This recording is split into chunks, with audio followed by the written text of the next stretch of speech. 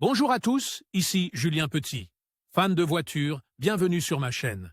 Restez avec moi, on va aborder notre sujet du jour sans plus tarder. 26 août 2021, 13h38 p.m. EDT. Les airbags Takata, qui peuvent se dégrader sous l'effet de la chaleur et de l'humidité et exploser lorsque ils sont déclenchés, tuant les passagers avec des éclats d'obus, sont encore installés dans 14 millions de véhicules américains et des millions d'autres dans le monde.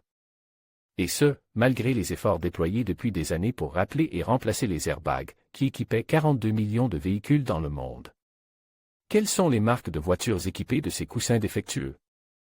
Les constructeurs automobiles concernés par le rappel sont Honda, Toyota, Ford, General Motors, Tesla et Mercedes-Benz. L'enquête met en lumière l'histoire de Jeannette Pérez, une citoyenne américaine vivant dans la ville mexicaine de Mérida.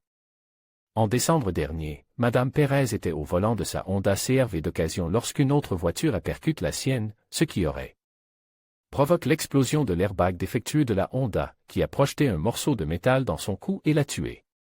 Le mari de Madame Pérez, Rui Drisaldi, a déclaré que le couple n'avait pas reçu le moindre avertissement concernant le rappel de la voiture. Aujourd'hui, je réalisais que pendant toutes les années où nous avons eu cette voiture, nous roulions avec un pistolet pointe sur notre tête, a-t-il déclaré. Quelqu'un doit être tenu pour responsable. Honda n'a pas immédiatement répondu à une demande de commentaire. Takata, qui a déposé le bilan en 2017 à la suite de litiges liés aux airbags, n'a pas pu être joint pour un commentaire. Le problème continue de faire des victimes aux États-Unis. Les accidents impliquant des airbags mortels de Takata ont tué 19 personnes, la dernière fois en avril, lorsqu'un conducteur de Caroline du Sud a été tué par un airbag Takata dans une Honda Accord 2002. Dans un communiqué publié après l'accident, Honda a indiqué que le véhicule faisait l'objet d'un rappel depuis 2011 et que la société avait tenté à plus de 100 reprises de contacter le propriétaire du véhicule, notamment par des appels téléphoniques et des visites en personne. Alors que Honda affirme que ses efforts de rappel ont été considérables aux États-Unis, l'entreprise a fait moins d'efforts au Mexique.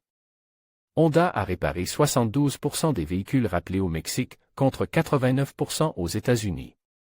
General Motors n'aurait réparé que 36% des véhicules équipés de sacs Takata au Mexique. D'autres pays où des airbags défectueux auraient eu des personnes sont l'Australie, le Brésil et la Chine. Au total, 37 personnes seraient décédées et 450 auraient été blessées dans le monde. Vous pourriez être intéressé par